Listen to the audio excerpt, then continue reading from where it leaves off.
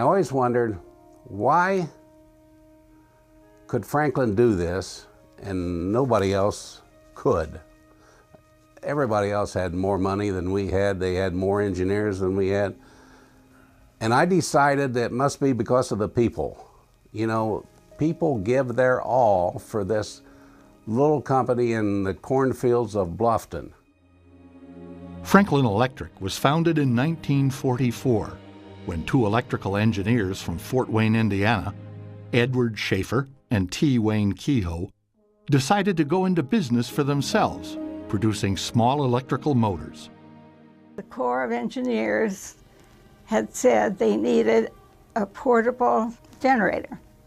So he and Wayne Kehoe decided they could make one that would meet their specifications, and that was when they started looking for available space that they could make this in. My fondest memory is when we were still in the Signal Corps and we put out 100 motors in one day. Mr. Schaefer and Mr. Kehoe treated us all to ice cream and cake, and I always will remember that. But just as the demand for the Franklin Electric generators ended with the war, the housing boom, fueled by the returning GIs, created a huge market for electrical pump motors. And by 1947, Franklin's sales had reached $1.7 million, almost $20 million in today's dollars. In 1950, the company introduced its breakthrough product, a fully submersible pump motor that was also quieter, easier to install, and more powerful, which made housing more viable in areas of the country with low water tables. Our mainstay was the Franklin Electric submersible, designed by Mr. Schaefer. Ed Schaefer knew that we couldn't compete with the big ones to begin with, made more custom-built motors, so to speak. I think that's how Franklin made its name in the history books. He was a perfectionist. Everything had to be done just right, whether it was by him or someone else. I always thought the 4-inch submersible motor was the goose that laid the golden egg, because we just made bunches of money on it. I mean, it was the best one out there. We tested everybody's submersible motor, and ours was by and large better than anybody, I mean worldwide. For homeowners who had the opposite problem, like high water tables and storm sewer backups, Franklin introduced another successful new product in 1951, the Submatic sump pump. And the growth continued in products, in people, in sales. When we went public in 1959, stock was $12 a share, and annual sales were $12 million.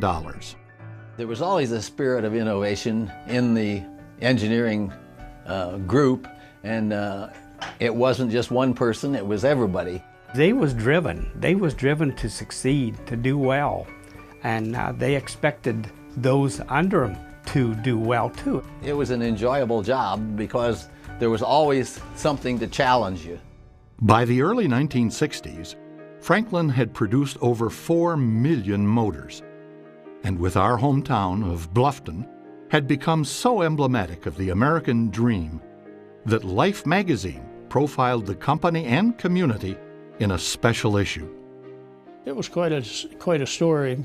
They was wanting to know how Franklin's economy affected the local economy. In this particular case, instead of getting a check, they gave us our pay in $2 bills. So they were going to see how the $2 bills filtered out through the community. They wanted to find a young person working, making ends meet, maybe. But they complained because they found a person, but he was buying a second farm. I liked that paycheck. It was steady.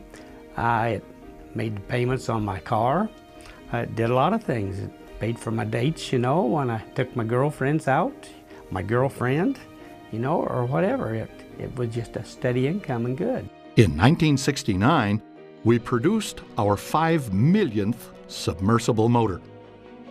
And Franklin submersibles were operating successfully in the most demanding environments on Earth, from the North Pole to deep in the ocean.